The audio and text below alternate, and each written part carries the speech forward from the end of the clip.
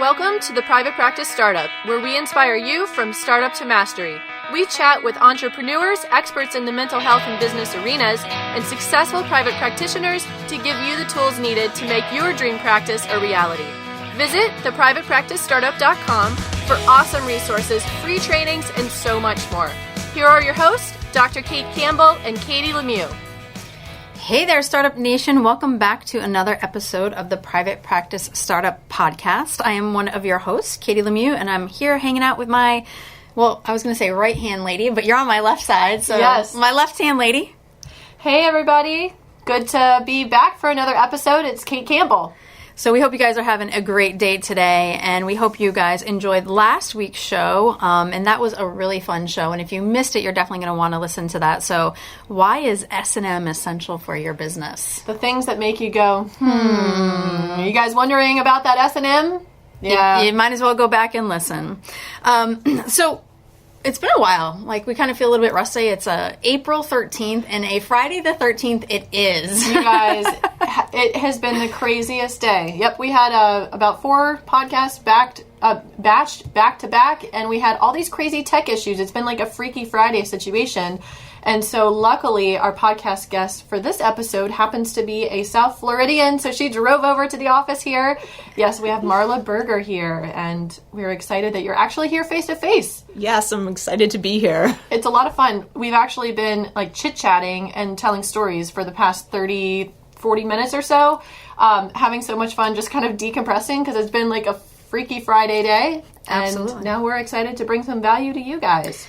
Yeah, and so if you're a first-time listener, we want to welcome you, and we're rolling out the virtual red carpet, giving you a hug and saying welcome to the Startup Nation family. We also have a special gift for you, which is our A to Z cheat sheet. What you can do is you can go over to privatepracticestartup.com, head over to the resources tab, and download that. And also, too, as you listen to this podcast, there's going to be a lot of great valuable information. And, we want to invite you to invite a coworker or a colleague who's really wanting to expand their practice, or maybe they're starting a practice so they can get a lot of free information to really create the practice of their dreams. So we'd love to invite you to invite your coworker, colleague, or friend, or even family. My mom's a therapist, so maybe your family is therapists as well. So before we get started as well, we want to invite you to hang out with us in the Private Practice Startup Facebook group. Just find us, ask to join, and we'll be hanging out with you, chatting with you there. Yeah, so without further ado, let's go ahead and get started. Today's topic is actually going to be about how to use equine-assisted therapy. Did I say it right? Equine-assisted psychotherapy. Equine-assisted psychotherapy in your private practice. So we have Marla Berger here. She's a licensed mental health counselor, registered art therapist, and EGALA Advanced certified. Is it certified psychotherapist? I mean, how do you say it? It's actually EGALA Advanced certified. So EGALA is one of our international models that we have in our field, and EGALA really stands for the Equine Assisted Growth and Learning Association. And people are either an EGALA certified mental health person or an EGALA certified equine specialist. And together we actually form a team. So you'll never see an EGALA professional who does not have a teammate who is on 2 legs. We then often have many 4-legged teammates who are Those really are the best kind. Exactly. So we have a lot of coworkers, but all EGALA certified professionals follow this model, which is that there's always a mental health professional and there's always an equine specialist. I happen to be both, and so depending on who my coworker is that day who has 2 legs, will depend on what role I take, both as either a mental health specialist or as a equine specialist. Awesome. Marla is here from Berger Counseling Services. That's her private practice, which you've had since, you said 2009, as we were talking earlier. And then you're also affiliated with Tomorrow's Rainbow, which is a really cool organization down here as well. Yeah, it's a really amazing collaboration. So Tomorrow's Rainbow is a nonprofit which uses horses therapeutically with grieving children. And so we're the only one in the nation that actually uses the Dougie Center model and combines it with an EGALA model program and does that full time. So that's a really unique thing. But while the program isn't being utilized for grief support groups, I actually run my private practice out of there. So it makes it very dynamic because depending on what a person is calling in for, they're either being referred to Tomorrow's Rainbow, which is free grief support groups, or potentially to my private practice. And I definitely can't say enough about Tomorrow's Rainbow. I'm a big advocate, so much that I actually do a lot of marketing for them, and I don't even get paid. I just love to spread the word because they're an amazing place. So if you are in South Florida and you don't know about them and you do work with children or even adults that have a grieving child, I highly recommend checking out Tomorrow's Rainbow. So before we actually get into the topic, we just want to take a quick break for our sponsor. Our sponsor today is Brighter Vision, and we love Brighter Vision as well as our coaches and Startup Nation family. Look, guys, if you're in private practice, you definitely need a website, and you need a user-friendly, high-converting website that's beautifully designed. And that's exactly what Brighter Vision does. They'll build your site completely customary, unique for your practice. All the SEO, the images, only for $59 a month. So that is amazing. And if you're getting into private practice, you don't often have a big ton of money to spend and you want to spend some on marketing, but having that website is essential. So $59 a month is a steal. And actually, if you go through our link, which you can find on our resources tab under our must-have resources, you will be able to get your first month for free. So guys, it's a no-brainer. You need a website. You might as well go with Brighter Vision. So we want to thank Brighter Vision for being our sponsor today. I'm so curious, Marla, for you to share your story about how you got into equine therapy. Did you grow up around horses, or what's your story? So the answer is kind of, except if you were talking Breyer horses, which are plastic, I grew up around them quite a lot. I grew up in Miami, and so Miami, Florida does not have a lot of horses. They're pretty far away, but I always loved horses since I was a child. And so when I was in high school, I actually got to volunteer with the Special Olympics, the equestrian division, and I felt like it was such a really good fit, but it was almost but not quite what I really wanted to do with my life. And so I became PATH certified, which is the Professional Association of Therapeutic Horsemanship, to do therapeutic riding. And I'm like, again, it's not quite what I want to do, but it's almost there. And then EGALA, started, which was in 1999. And again, it's really the global standard for equine-assisted psychotherapy. PATH International also has some amazing programs as well for equine-facilitated psychotherapy. And there's many other different types of certification processes out there. And actually, that is definitely something that I love being able to tell people about, because sometimes people are coaches, but they really want to incorporate horses into their coaching sessions. And so there's some really great coaching programs. Some people are really passionate about EMDR. And so there's actually some amazing programs that actually incorporate EMDR into equine-assisted psychotherapy, and on and on and on. And so it's something that I've always loved, working with horses, although sometimes they were plastic, but now they're really very real. And we actually get to have a really extensive herd at Tomorrow's Rainbow Ranch. So we have horses, 11 miniature UK Shetland ponies and miniature horses, which include 2 miniature donkeys, which got married in 2007 by the mayor of Coconut Creek, just for the cutie pie factor. And then we have 2 large horses as well. And so depending on what we're working on that day, we decide who might be a really good fit for that client and what that issue is. It's so awesome. I've been so excited to have you on for the podcast. I came out to Tomorrow's Rainbow and met you maybe in 2012, 2013 with a couple of my team members here, and was just so impressed by the work that you guys do and your passion. And it's just such an amazing resource for the community, and something that I was considering exploring for myself as a professional as well, but decided to go in other directions. And I just have so much respect for what you guys do. It's so effective. I don't know if our listeners know, but I grew up riding horses as well. And so I love horses. Anything equine I love. And I grew up riding dressage and competing. And it's amazing the connections that humans can have with animals that are so big. And, for some people, they can be so intimidating.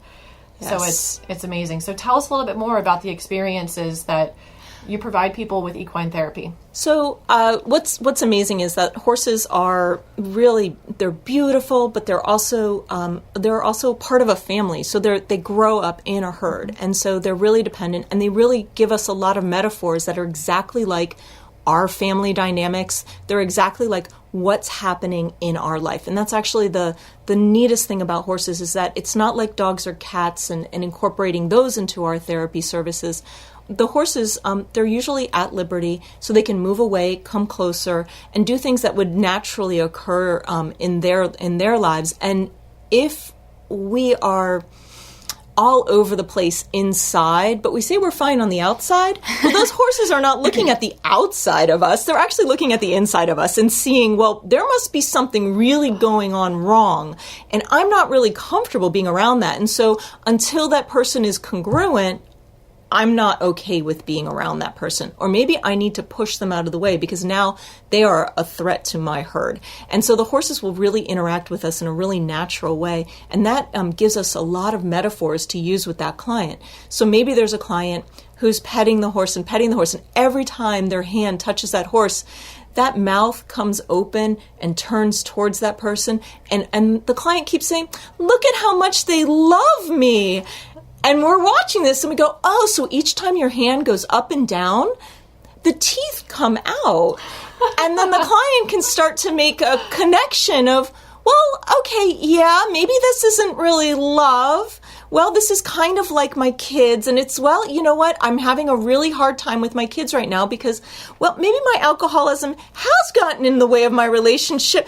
And this is a real conversation that people start to have. And you'll notice that when I speak about the horses, I don't actually say a lot of words. And so I really use more of that play therapy technique of that kind of clean language where we're not really using a lot of words. And that allows the clients to project all of these amazing metaphors onto what's going on. And in fact, we try and even strip away the word horse or donkey or anything like that because it really helps them say, well, that's my mom.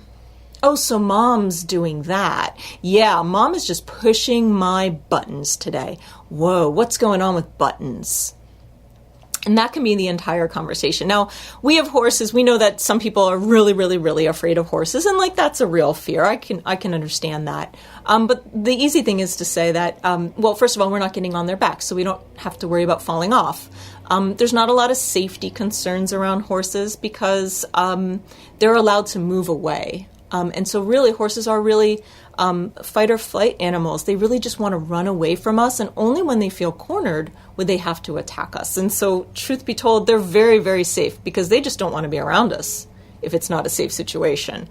So they would get out of the way. Usually on the farm, the thing that I'm most worried about is sunburn, stepping on an ant, or bizarrely running into like a fence. And I'm not really sure why, but sometimes clients just stop looking around their surroundings. But it's just a metaphor because when other times you've run into things that are kind of large and obtrusive and you just don't even know them. And they're like, oh yeah, that is kind of a metaphor for my life. I hear that you guys utilize everything and you help the clients to really place the meaning. And that's not something that you offer them. You create the opportunity for them to make the associations and take the meaning, which makes it even more meaningful to them. It's really one of those things where we know that the clients have solutions to their problems in their lives. And if we dictate what those solutions are, we know that that's a mismatch, pretty much in any kind of therapy. And so really using that solution-focused lens of, what is happening in your life? What are the metaphors? How are you going to make those changes in your life as you see fit? And really just kind of pointing those things out over and over again so that they can come up with what their solution is. It's not our solution. I would probably solve their problems differently, but that's okay. It's not my decision at all. How long do you work with clients with the equine assisted psychotherapy approach? Yeah, so the reason that I keep saying it's not actually equine assisted therapy, that actually usually means therapeutic riding. And so that's a little bit of the industry difference. So psychotherapy literally would mean that there is a psychotherapist there. So there's someone providing mental health services. And so you'll also hear equine facilitated psychotherapy and other different ways. And so that was really helpful. You just told me that, because I think I've been calling it the wrong thing this whole time. a lot of people do. And so actually when I first talked with people on the phone, I actually have to decide, hey, what is it that you're asking for? Because a lot of people will say, well, I really want myself or my kid to work with the horses. And so, like, what does that mean? What's actually happening? And sometimes therapeutic riding is the most effective. Sometimes getting back on the back of a horse is the most therapeutic. And because that's not a specialty that I offer at Tomorrow's Rainbow Ranch, I would refer them to Healing Hoof Psychotherapy, which is one of our local providers, or Equine Assisted Psychotherapies of South Florida, or Vince Ramos, or some of these other programs that use riding either as a therapeutic riding modality or to provide mental health services, but on the horse's back, because they use some different modalities than I do. And as you're talking about like the therapeutic aspect of riding horses, I'm just like thinking about our little story before we started, and Marla was talking about going to a networking event, and she's going to go in her riding gear because she'll be off the horse, and hopefully she doesn't smell like poop. And Kate's over here saying like, if you smell like poop, I think it's so therapeutic. Well, because I grew up around horses on a farm, and horse poop actually smells good to me. I'm like a weirdo. It smells like home. But I think we like created it more like it's the whole farm atmosphere, not the horse poop. It just was a reminder. Yes. A funny way of talking about in a way, overall, like even just being at the farm can be very therapeutic, and you know, it's a especially in South Florida, our life is so busy here. Like I feel like a farm is like this little nook and cranny that you don't even think would exist in South Florida, because we're just so industrial and on top of each other here. So I can imagine it just feels like being away. Absolutely. In fact, most of the time, once clients get out of the car, the first step is right into our first paddock, which we call Mini Tree Paddock. And there's this huge black olive tree, and it's just so soothing to stand underneath it and do our check-in there. And so when people ask where my office is, I just point to the tree. That's my best office ever. It's also 10 degrees cooler, which is really important in South Florida. Yes. But to kind of get back to kind of why horses, first of all, yes, they're beautiful, they're kind of mysterious, but they also really interact with us really well, and they're actually really good indicators to our intent, and so that's really, really helpful. But what's really just so magical about like the horses that I get to work with is that we have really large horses, and then we have really small horses. We actually have 2 horses on the farm that have dwarfism. So one of them is only 24 inches at the shoulder. Oh, wow. So when people say that they're scared, and I have had people who've come in and said, I'm really afraid of horses. And sometimes that's a metaphor for other stuff in their life, and sometimes it's about resistance. And so one great story I have is one of the groups that I've worked with a lot are substance abuse clients, and I had a bunch of young guys out one day. They were all young adults, and guys about 6'5", very heavily muscled, tattoos all over the place, and always bragged about how many times he had been shot and stabbed and all of these other very like rough things. And he is standing there going, I can't, they're too scary. And he's standing next to our tiniest horse, Feather, who has one eye and is 24 inches at the shoulder. So he barely did not even come up to his knee. And so it was really, we were able to process a lot more about, resistance to even doing anything that's uncomfortable, knowing that probably he wasn't truly uncomfortable. And we kind of think, so it's kind of interesting. So you talk about being shot and stabbed, and yet something that's this small is really uncomfortable for you. And so we got to really explore a lot of that junk that he had been kind of holding on to as a way to not really do any real work. Very interesting. And I know I had asked before, how often do people come and how long do you see them? Because I know you mentioned you use like more of a solution-focused approach. I was just curious how that works with... So depends really on what's going on. And so some clients come to me with really severe trauma issues and a lot of abuse, including sexual abuse. And those clients would theoretically take a longer time. And so I have had clients for 2 or 3 years, and that is not my preference. My preference is let's come in, let's work on our issues, and let's leave in a happy manner, And so typically 3 to 6 months would be a typical thing where we would see each other weekly and then start titrating down into, twice a month and once a month, and then we're just going to check in 3 months, and then we're going to say goodbye, is usually how I do that. And a lot of times I'm working with children, and so that slow or discharge process is much more appropriate because it's hard for them to leave. They don't really want to leave the horses. Of course. So that termination process is really difficult to explain. Well, too, it's, on our end, we know that it's so therapeutic. On their end, they don't feel like it's therapy. They're like, I'm going to the farm. I'm going to hang out with the animals. And that's so awesome. To be able to offer that, it's amazing. Like you were saying earlier, you step out and it's already therapeutic, and you haven't even done any work yet just because you're on the farm. Absolutely. Exactly. And I have so many times where I'm not actually, because I'm a registered therapist and I do sandtray therapy and I do play therapy techniques, a lot of times we're not even incorporating the horses. And what's hysterical is how often the horses incorporate themselves into our sessions just because we're still on the farm. And I remember one time my kiddo came in, she had a bruise on her foot, and so she couldn't wear boots or shoes that were appropriate to working with the horses. So we're sitting there doing some artwork about anger, and 3 equine walk in, and one of them intruded a lot. One of them started actually nipping me because we were using pasta that was colored, so he thought maybe I could eat that. And so he was nipping me to try and get the pasta.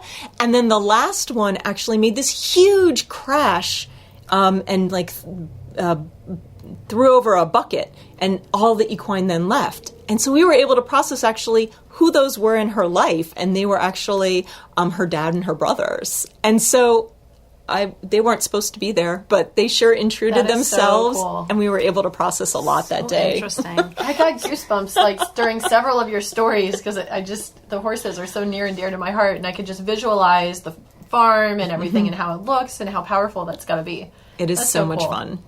And I'm sure a lot of clinicians are wondering that are in private practice, either some clinicians want to do the whole EGALA and do that, and that's great. And so maybe you could talk a little bit about that. And then for the clinicians who are like, no, I don't really want to do that, but I would love to incorporate equine-assisted psychotherapy into my practice, how can they do both? Yeah, so some people really are kind of all in like me, and they really want to do this as their life work. And so that's great. And so one of the things that I love to be able to do is talk with people about maybe what's a good fit for you, for your personality, and then kind of give them what is that model that would probably more closely follow who they are, where they are, in their therapy practice, and just kind of as a clinician, who are they? And then they can go and get certified through that model. I always believe that we need to be able to be certified by something and have a real standard of practice. And what does the certification process entail? For EGALA, there's actually a webinar that you attend to kind of understand who is supposed to or who should be interested in becoming this, because we want people to understand fully what is the process. And so sometimes, people go in going, oh, well, I have no horse experience and I'm not a therapist, but I really want to do EGALA model. Well, actually, then you would not really qualify to do EGALA model, because to become an equine specialist, you have to have about, I think, 5,000 or 6,000 hours. So it's about 5 years of horse experience. Wow. I think it's 5 years of horse experience, something like 6,000 hours. And then to be a mental health person, you have to be a licensed clinician. You can't be a bachelor's level or anything like that. And so, so by taking that webinar, they actually understand, oh, this is what I need to grow towards. Oh, okay. Then that's where I'm going to go.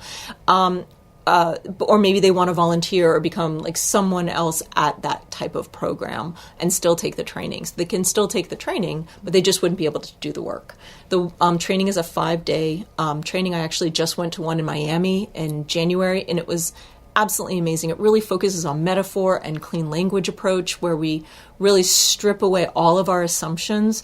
In fact, that's one of the core values of EGALA is our apostrophe S, which is about our countertransference and our stuff, and really saying, like, what's happening right now? What is it that is going on, and how am I supposed to react and interact now? And it's not based on, well, I'm uncomfortable. Well, I think the client needs help. It's about what's actually happening, and we really look at things very behaviorally.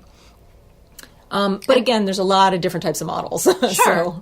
And then so for clinicians that are in private practice that want to maybe work with EGALA specialist or incorporate this, like who's a good fit, like what type of client, and then how would they do that? Absolutely. And so sometimes I'll actually have therapists come to the farm with their client, and we actually then have a team of 3, the equine specialist, myself, and then that other therapist. And what we do is we have a very specific activity that we would create that day for that specific issue that that client might be really struggling with. And the clinician is saying, they're just not quite grasping what are the metaphors that are going on or how to proceed with this issue. A lot of times we have a lot of really, really good insight in therapy, but we can't quite bridge that gap of trying a new technique. Or, you know what, that coping skill, I could do it great in therapy, but I can't do it under stressful situations. And so being able to give them maybe a stressor like, hey, I'm going to give you a horse. I'm not going to tell you what to do, but you're going to somehow get the horse from A to B without touching the horse. Go. And all of a sudden, all that stress response comes out. But meanwhile, it's a very low, like there's no stakes here. If you can't get the horse from A to B, you're going to go home and you're going to be okay with your day. But the fact is that our body reacts as if it's a very stressful situation.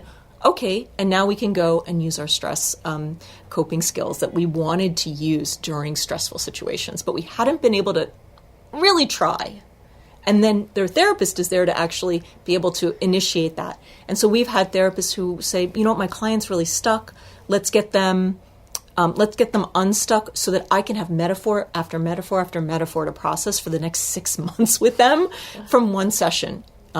At the farm, which is really, really That's helpful. So cool. Yeah, as you talk, I'm like thinking about one of my couples that I've been seeing like on and off for 2 years. And I see that she's been like stuck or resistant to doing the work. And it's like, wow, you bring them to the farm for one session and you could probably really like uncover what that is. And it's kind of like you ask as a therapist, you might be a little bit directive, you might suggest, and like still the stuff doesn't isn't forthcoming, you know, whether they understand or know or not. It just seems like there's a block there, and I could just imagine how great it is to be able to allow the horses to help you do the work. So if a therapist is wanting to work with an EGAL specialist and equine assisted psychotherapy or therapist, and they were to reach out, what can they expect? Like, tell me about that. Right. So very similar to any type of collaboration, pretty much what you're going to want to do is probably sign some, confidentiality forms that, yes, I can release information about my client. And then really it's going to be a conversation. Hey, this is the situation that I'm concerned about. Could we create an activity around this situation? And so sometimes the situations very similar to anything in therapy. Maybe it's a relational issue. We had an amazing event in January where we had all of these couples come to the farm, and we talked about the big 3. We had talked about children, sex, and money. And so we created 3 different activities that were about children, sex, and money. And so being able to process those things so that then their therapist could go back and go, okay, so this is what came out at the farm. How does that actually look like in your real life? And so they were then able to kind of use all of those metaphors in the rest of their services. And so coming up with that idea, then coming out to the farm. Now, typically, as people know, at least in the United States, we can't double bill for things. And so typically we understand that therapist might be doing that 1-hour service, maybe pro bono. But the goal would be I am getting value from that, because when I go back to my office with this client, we are going to be able to talk and work and see how are things going to change. How are they going to change? And so, obviously, if it's a self-pay client, that would be slightly different. Yeah, and what can a therapist expect, like in additional fees and stuff like that? So I charge $150 for a therapy hour, and so typically, then what we would do is they would negotiate with that equine assisted psychotherapy specialist. That would be typical for Florida. It is different in other parts of the country. So really, coming up with what is your fee? Is there going to be a fee for that discussion beforehand? I don't. To me, I think that there's a lot of value in having a 15-20 minute discussion ahead of time. And then there's a therapy hour, which is typically that 50 minute hour. Of course, that could be negotiated longer or shorter. That couples retreat was actually all day. So that was about 6 hours of really intensive couples work, which is really, really neat. Yeah. And so that was a slightly different That thing. makes me excited. And you and I have talked about that too before. Yes. That's awesome. And so there are some industry standards, but again, depending on where you are, the more rural you are, again, therapy costs are less usually there. So again, that would scale up or down depending on where you are. If you're in the middle of New York, you're going to be spending a lot more money than $150 an hour. But there are amazing programs almost everywhere in the world. And so that's something to definitely look at. Both Path International and EGALA are international. Also, Path International and EGALA. We'll put those links in the show notes. Absolutely. Yeah, so thank you so much for being here, Marla. It's so interesting to hear about all of this, and I'm sure our listeners are really enjoying the conversation. You also had a giveaway for the local listeners that we have down here in South Florida. So would you share what that is? Absolutely. So once a month, I will be doing breakfast at the ranch, and each month we'll have a different topic. Free CEUs for LMHCs, LMFTs, LCSWs, and EGALA and PATH certified professionals. And so it's a really great time to network and learn. This month is April 23rd from 9 to 11 and at Tomorrow's Rainbow Ranch, and the subject will be addiction and substance abuse.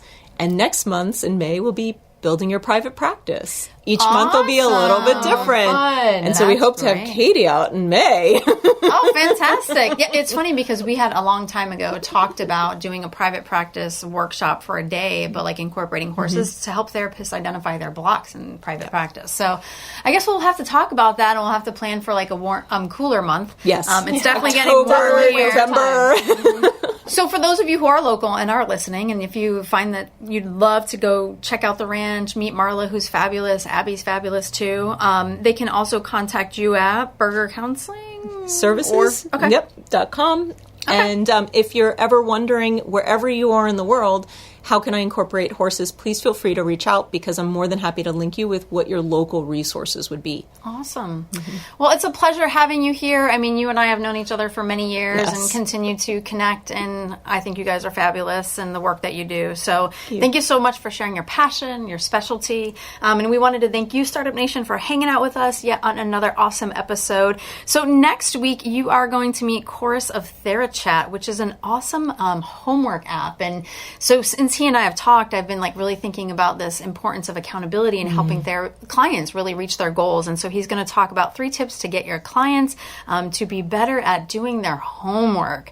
So we'll talk about that next week. And so don't forget to check out the show notes page for all the tips, resources, and giveaways we talked about in today's show. And hey, if you're feeling like, I really love these podcasts, they're amazing, I want to share how I feel about them, go ahead and feel free to give us a review on iTunes. That just really helps us continue to spread the word. So Startup Nation, have an amazing, awesome day, evening, weekend, wherever you are at. And we look forward to continuing to inspire you from startup to mastery. See you next time. Thanks for joining us on The Private Practice Startup. Visit theprivatepracticestartup.com for awesome resources, free trainings, attorney-approved private practice paperwork, and so much more.